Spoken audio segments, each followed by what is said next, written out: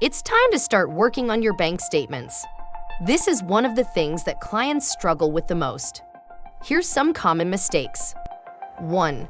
Incomplete statements. We must have all of the pages of your complete statements, even if they are blank or just bank instructions. 2.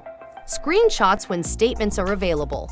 Statements are available for all of your bank accounts, Cash App, and PayPal.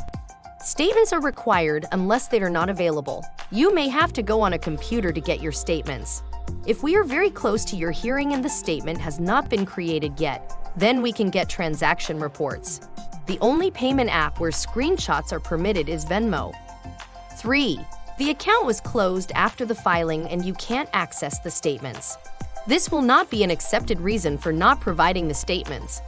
If this happens, you have to contact the bank. Maybe go to the bank and get a transaction report for the required time period.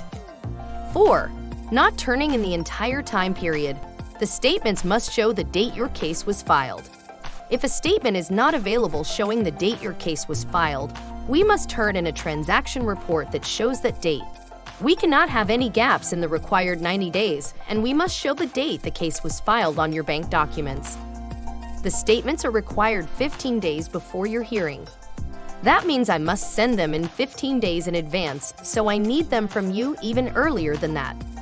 Please send your bank statements or payment app statements as email attachments. Please do not send links, zip files, shared folders. Please send your files as attached PDF files.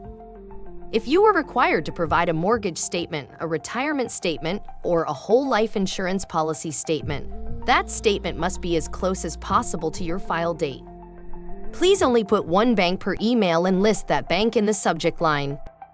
Last thing, on your date of filing, I'm going to ask you to update your bank balances that morning. I am not asking for bank statements that morning. What I'm asking for is a text message. Please no screenshots of your bank. Just a text message that lists the last 4 digits of your account number and the balance that morning before pending items. Remember, it is very common to struggle with the bank statement requirement, so work on your bank statements early and send them to me as they come out. If we miss the deadline, they will reschedule your hearing. You still have to go to the first hearing, but they will reschedule to a later date at 8 o'clock a.m.